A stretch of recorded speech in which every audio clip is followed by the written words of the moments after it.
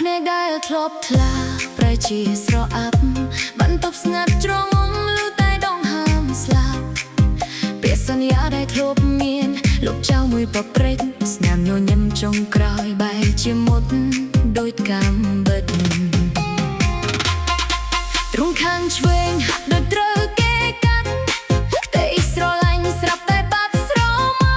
លរងងាយកាយរងងាយដល់បេះដូងត្រៀមខ្លួនទទួលភាពសន្សងដែលមិនធ្លាប់មាន Yes ពេលឃើញបងដើរចេញ Yes ហត់ចិត្តរៀបរាប់មិនចេញរំកាន់តាល់ទឹកព្រៃហើយបេះដូងជាចំណែកភ្លេងកាន់តែខ្លាំងតែចិត្តកាន់តែស្រែក Yes ស្នេហាដែលធ្លាប់ស្មោះប្រែជាផេះផុងគ្មានសល់អ្វីទាំងអស់